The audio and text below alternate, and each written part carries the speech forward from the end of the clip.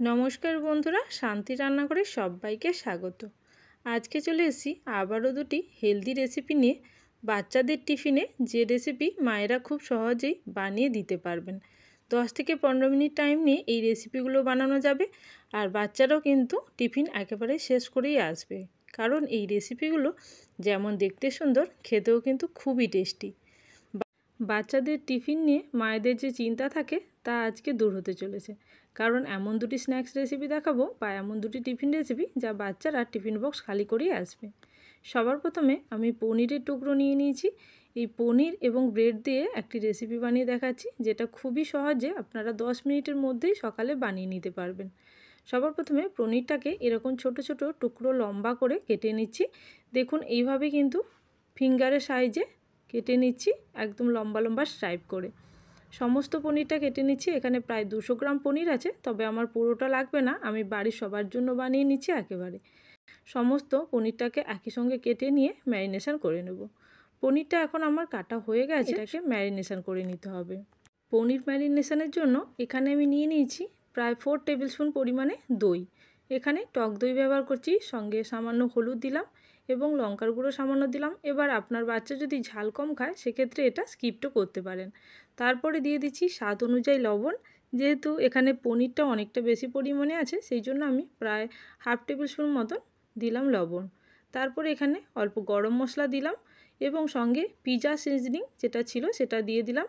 আর যদি আপনাদের কাছে এটা না থাকে তাহলে অল্প পরিমাণে কাসুরি মেথিও দিয়ে দিতে পারেন। এবার খুব ভালো করে এই মশলাগুলোকে একসঙ্গে মাখিয়ে নেব। এরপরে এই মশলার মধ্যে পনিরটাকে ম্যারিনেশন করে নেব।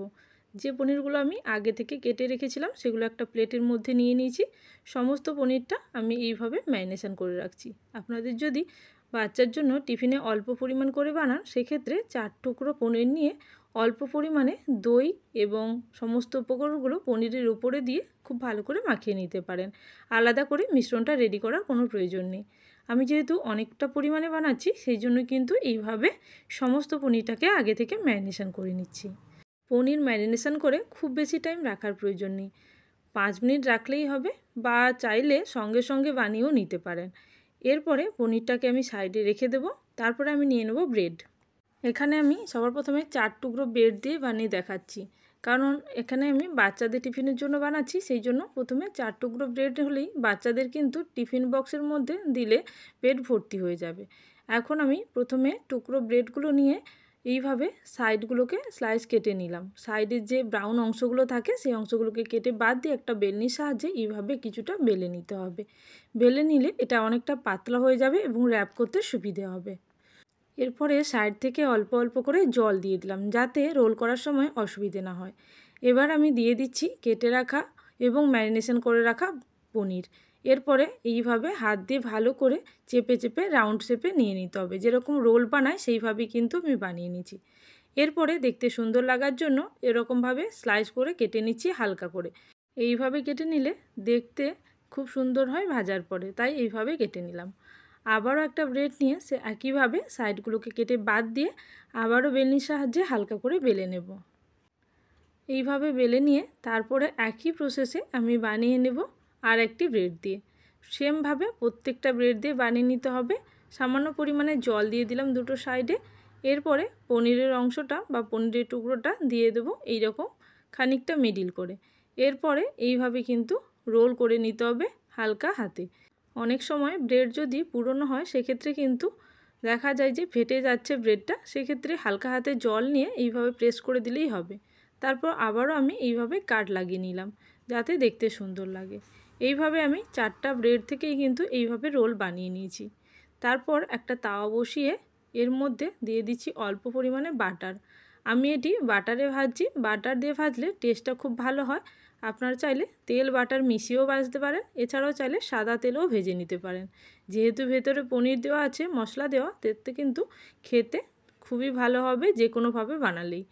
এখন আমি বাটার দিয়ে এইভাবে সমস্ত রোলগুলো দিয়ে দিলাম। সবার প্রথমে আমি যেহেতু 4টে রোল বানাচ্ছি টিফিনের জন্য, সেই জন্য কিন্তু আমি এইভাবে 4টা রোল দিয়ে দিলাম তাওয়া গরম করে। এরপরে গ্যাসের ফ্লেমটাকে একেবারে স্লো করে কিছুক্ষণের জন্য ভেজে নিতে হবে। খুব বেশি টাইম লাগে না, 3 থেকে 4 সেকেন্ডে দেখবেন একটা পিঠ লালচে হয়ে গেছে। খেতেও কিন্তু খুবই সুস্বাদু হয়, বাচ্চা থেকে বড় সবাই কিন্তু খুবই ভালোবাসবে। তবে স্পেশালি যেহেতু আমি বাচ্চাদের টিফিনের জন্যই বানাচ্ছি, সেই জন্য আপনারা কিন্তু বাড়ির বাচ্চাদের টিফিনে এটা দিতে পারেন। হেলদিও হয় আর সঙ্গে কিন্তু টেস্টিও বটে। এটা ভাজতে খুব বেশি টাইম লাগে না, তবে একটুখানি গ্যাসের ফ্লেম স্লো রেখেই ভেজে নিতে হবে। এখন দেখুন সমস্তটাই কিন্তু আমার ভাজা হয়ে গেছে। এবার আমি টিফিন বক্সের মধ্যে সরাসরি তুলে নিচ্ছি।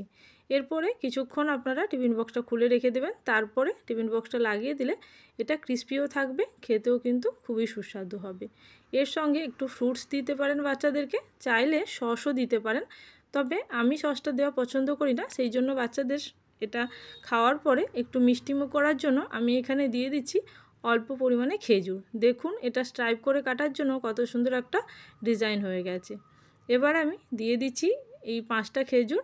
যেহেতু আমার বাচ্চা ফল খেতে খুব পছন্দ করে না, সেই জন্য আমি অল্প পরিমাণেই ফল দিলাম। আপনারা চাইলে যে কোনো ফল দিতে পারেন।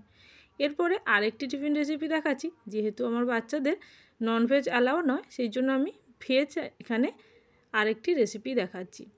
এখানে আমি যে রেসিপিটি দেখাবো সেটা বেসন এবং ব্রেড দিয়ে বানানো একটি রেসিপি। এই রেসিপিটি ডিমের বদলে আপনারা ব্রেড দিয়ে টোস্ট বানিয়ে দিতে পারেন বাচ্চাদেরকে এইভাবে। এখানে আমি কয়েক স্পুন অর্থাৎ 4 টেবিল স্পুন মতন বেসন দিয়েছি। বেসনটাকে অল্প জল দিয়ে খুব ভালো করে এইভাবে ফেটিয়ে নিচ্ছি। এইভাবে বেসনটাকে খুব ভালো করে মিলিয়ে নিতে হবে। আমি আরও একটু অল্প পরিমাণে বেসন দিচ্ছি, কারণ এখানে আমার পরিমাপ অনুযায়ী যেহেতু 4টে ব্রেডের আমি বানাবো, সেই জন্য এখানে আমি আরও একটু পরিমাণে বেসন দিলাম, অর্থাৎ আরও 2 টেবিল স্পুন বেসন দিলাম। এবার আমি অল্প পরিমাণে দিয়ে দিচ্ছি লবণ এবং সঙ্গে হলুদের গুঁড়ো এবং অল্প পরিমাণে লঙ্কার গুঁড়োও দেবো। তবে এটা কাশ্মীরি রেড চিলি পাউডার। আপনারা যদি ঝাল খেতে চান বা বাচ্চা যদি ঝাল পছন্দ করে, সেক্ষেত্রে অল্প ঝালও দেওয়া যেতে পারে। এরপরে সমস্ত মিশ্রণটাকে একইভাবে মশলার সঙ্গে মাখিয়ে নিলাম। এরপরে আমি সাইডে কিছুটা ক্যাপসিকাম, গাজর কেটে রেখেছি এবং গাজরটাকে গ্রেট করে রেখেছি, আর কিছুটা পেঁয়াজও কুচি করে রেখেছি। এবার সমস্ত কিছু এই মিশ্রণের মধ্যে দিয়ে ভালো করে মাখিয়ে নেব। এই মিশ্রণটা আমার একেবারে রেডি হয়ে গেছে। এরপর এর মধ্যে ব্রেড দিয়ে আমি বানিয়ে নেব টোস্ট। ডিম ছাড়া এইভাবে টোস্ট বানিয়ে যারা ডিম খেতে পছন্দ করেন না বা ডিম যাদের খাওয়া বারণ, তারা কিন্তু এইভাবে টোস্ট বানিয়ে খেতে পারেন। বাচ্চা বড় সবার জন্যই কিন্তু এটা হেলদি। এবার আমি এখানে 4 টুকরো ব্রেড নিয়েছি। ব্রেডের সাইডগুলো এইভাবে কেটে বাদ দিয়ে দিচ্ছি। এরপরে আমি এই ব্রেডের সাইডগুলো কেটে বাদ দেওয়ার পরে এই ব্রেডগুলোকে এই ব্যাটারের মধ্যে ডুবিয়ে ভালো করে ভেজে নেব। ভাজার জন্য এখানে আমি একটা ফ্রাইং প্যান বসিয়ে দিয়েছি। এই ফ্রাইং প্যানের উপর আমি দিয়ে দিচ্ছি বেশ কিছুটা পরিমাণে বাটার। আপনারা চাইলে সম্পূর্ণ সাদা তেলেও এটা করে নিতে পারেন। আমি এখানে টেস্টের জন্য অল্প পরিমাণে বাটার দিলাম। এবার ব্রেডটাকে এইভাবে এই ব্যাটারের মধ্যে ডুবিয়ে কোট করে নিয়ে তারপরে দিয়ে দিচ্ছি তাওয়ার মধ্যে। গ্যাসের ফ্লেমটাকে স্লো টু মিডিয়াম রেখে এটাকে ভেজে নিতে হবে বেশ কিছুটা টাইম নিয়ে। যেহেতু এখানে বেসন দেওয়া আছে, তাই বেসনটা খুব ভালো করে ভেজে নিলে খেতেও ভালো হবে আর সঙ্গে বেসনটা খুব ভালো করে ভাজাও হয়ে যাবে। একটু টাইম নিয়ে এটাকে ভেজে নিতে হবে। গ্যাসের ফ্লেমটাকে স্লো টু মিডিয়াম রেখেই কিন্তু ভাজতে হবে। একটা পিঠ হয়ে গেলে অপর পিঠ উল্টে দিতে হবে। আমি এখানে সবার প্রথমে দুটো দিয়েছি, এই দুটোকে একটা সাইডে সরিয়ে দিলাম, আবারও দুটো আমি আরেকটা সাইডে দিয়ে দিচ্ছি। এই রেসিপিটি বানাতে খুব একটা বেশি টাইম লাগে না, তবে খেতে কিন্তু খুবই ভালো হয়। বাচ্চাদের যদি টিফিনে দেন তাহলে কিন্তু বাচ্চারা টিফিন ফিনিশ করেই আসবে। এখন দেখুন একইভাবে আরও দুটো দেওয়ার পরে এইভাবে আমি উল্টে দিলাম। এরপরে হালকা এইভাবে চাপ দিয়ে দিলাম, তারপরে খুব ভালো করে উল্টে পাল্টে এটাকে গোল্ডেন ব্রাউন কালার আসা পর্যন্ত ভেজে নিতে হবে। তবে গ্যাসের ফ্লেম হাই করে খুব তাড়াতাড়ি ভাজার চেষ্টা করা যাবে না, তাহলে কিন্তু ভেতর থেকে কাঁচা থেকে যাবে। অবশ্যই যে উপকরণগুলো দিয়েছি সমস্ত কিছু দিয়ে বানানোর চেষ্টা করবেন, তাতে কিন্তু টেস্টটা খুব ভালো হবে। এখন আমি এটাও একটা টিফিন বক্সের মধ্যে দিয়ে দিচ্ছি। দেখুন বাচ্চাদের এইভাবে যদি টিফিন বক্স সাজিয়ে দেন তাহলে কিন্তু বাচ্চারা অবশ্যই টিফিন বক্স ফিনিশ করে আসবে। সঙ্গে সসও দিতে পারেন, তবে আমি আমার ছেলে সস যেহেতু খেতে পছন্দ করে না, সেই জন্য আমি সসটা এর সঙ্গে দেই না। এর সঙ্গে আমি কয়েক টুকরো আম দিয়ে দিচ্ছি। তাহলে বন্ধুরা রেসিপিগুলো ভালো লাগলে অবশ্যই কমেন্ট সেকশানে জানাবেন, আর যারা এখনও পর্যন্ত সাবস্ক্রাইব করেনি অবশ্যই চ্যানেলটিকে সাবস্ক্রাইব করে নিয়ে পাশে থাকা বেল নোটিফিকেশানে ক্লিক করে রাখবেন। তাহলে আজকের জন্য এই পর্যন্ত, আবারও চলে আসবো নতুন কোনো রেসিপির সঙ্গে। Thank you for watching my video.